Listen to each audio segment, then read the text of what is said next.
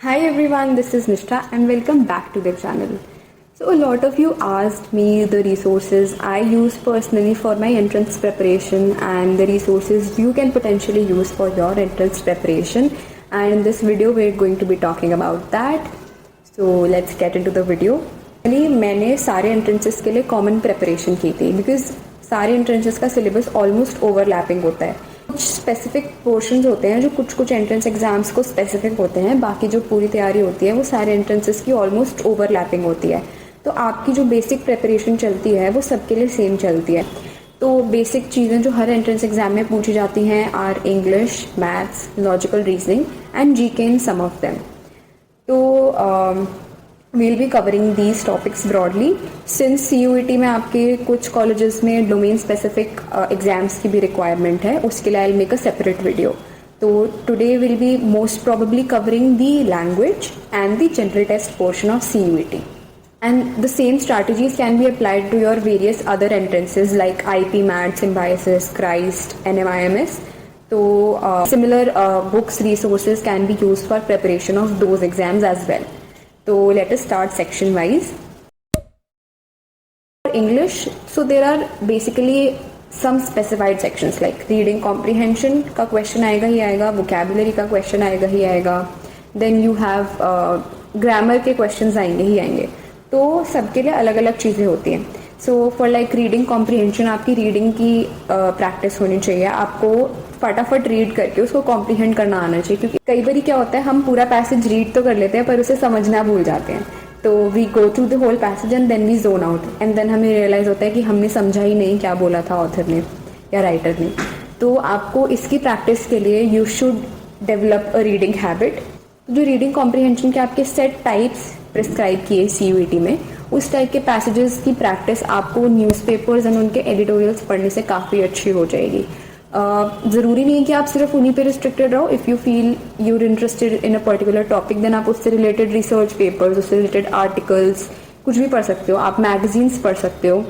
But ये कि आपको एक रीडिंग हैबिट डेवलप करनी होगी, and it's always better to develop a reading habit with the content that will help you in other ways as well. Like आपकी knowledge base increase होगा. If you reading newspaper आपकी general knowledge improve होगी, आपकी vocabulary enhance होगी. When you reading a passage, उसमें कोई भी word आपको नहीं आता then you look up the meaning, right. तो the ideal thing for reading comprehension would be you read a passage fast and understand it completely. For the vocabulary section there is a whole ocean out there. तो इसका कोई set syllabus नहीं है vocabulary का. What I did personally was refer to this beautiful book called Word Power Made Easy. It's a very interactive book. It's a very engaging book, and you'll love it. This book not only gives you vocabulary but also trains you. ये आपको help करती है कि आप कोई ऐसा word पहली बार अगर देखो तो आप ग्रीक रूट्स या लैटिन रूट्स में जाके उस वर्ड का मीनिंग समवॉट डिराइव कर पाओ. If not exact then somewhere near to it, so that you are able to gauge कि इस वर्ड का मीनिंग समवॉट सिमिलर टू इस सेंस में होगा. तो this comes in very handy, क्योंकि इतनी सारी वोकैबुलरी आप सारी तो कवर कर नहीं सकते. But if you know the trick of how to crack vocabulary questions, it would be very valuable to you. Apart from this, vocabulary की सबसे जो मेन चीज़ होती है, हम वर्ड्स पढ़ तो लेते हैं, अपने डेली यूज़ में नहीं लाते एंड देन हम उन्हें भूल जाते हैं. तो मैंने काफ़ी ट्रायल एंड एरर अप्रोच से एक वे निकाला था अपने लिए जो मेरे लिए सबसे अच्छा वर्क किया, and that is keeping the words in your phone. तो फ़ोन एक ऐसी चीज़ है जो आप कितना ही अवॉइड कर लो आपके हाथ में रहता ही है. तो व्हाट आई डिड वाज कि जो भी वर्ड का मीनिंग मेरे को नहीं पता होता था, I went to Google, took a screenshot and maintained a separate folder for vocabulary in my gallery. तो I had around to like 500 screenshots in that folder of mine, and बैठे बैठे जब आप मैथ्स करते हुए थक गए तो just go through it, and these would be selected words. ऐसे वर्ड्स होंगे जिनका मीनिंग आपको नहीं पता. तो अगर कोई वोकैबुलरी की बुक होती है उसमें कई बार ऐसे वर्ड्स भी होते हैं जो आपको ऑलरेडी पता है, but this will be your personal dictionary. इसमें सिर्फ वो वर्ड्स होंगे जिनके मीनिंग्स आपको नहीं पता एंड बार बार रिविजन की ज़रूरत है. तो it would be very helpful to you.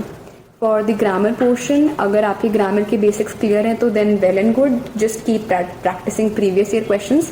But if you feel कि आपको ग्रामर के रूल्स, पंक्चुएशन के रूल्स, टेंसेस के रूल्स में थोड़ी बहुत प्रॉब्लम आती है, then you can always refer to the OG classic Wren and Martin. and believe me, it will do wonders in improving your grammar. So for the maths part, सबसे important जो चीज़ होती है आपके लिए वो होती है आपके बेसिक्स क्लियर होना. तो आपके बेसिक्स कहीं आपने जो स्कूल में मैथ्स पढ़ी होती है from like 11th 10th 9th 8th की जो भी बेसिक मैथ्स होती है, रेशियो, प्रोपोर्शन, ज्योमेट्री, उसके बेसिक्स आपके क्लियर होने चाहिए. तो अगर आपके बेसिक्स क्लियर नहीं है, go back to your books from class 8 9 10 11 and refer to those. अपने बेसिक्स क्लियर करो. You can also refer to YouTube videos. काफ़ी अच्छी वीडियोज़ होती हैं, तो you can just clear your basics from there. And then maths में सबसे important portion जो होता है वो होता है practice. So you need to practice your speed, improving your speed, improving your accuracy, and maths mein once your basics are clear, the whole emphasis should go on practice and practice. Then अगर आपको बहुत ज़्यादा question bank चाहिए practice के लिए, you can always refer to the again classic book for CAT preparation by Arun Sharma. Quantitative aptitude के questions अगर आपको चाहिए एक जगह अच्छे से organized, then you can always refer to that book. But practice is very important for improving your maths. And पिछले कुछ सालों में जैसे हम देख रहे थे DU चार्ट में भी all the 25 questions are prescribed for maths, but exam में जो questions आते हैं वो maths heavy होते हैं. तो you know कि maths की कितनी importance है and you need to put emphasis on that. Coming to logical reasoning, what I personally felt was that उसमें कुछ as such concept नहीं होता. It's about your thinking process. तो अगर आपको ऐसे होता है कि arrangements के questions, clocks के questions, cube के questions, ये अगर आपको naturally समझ आ जाते हैं तो then well and good, you just need time-based practice for logical reasoning. But if you face difficulties in these type of questions, then I would recommend you to go to previous year questions and see कि क्या किस type के questions थे, उनको किस तरह से solve करते हैं.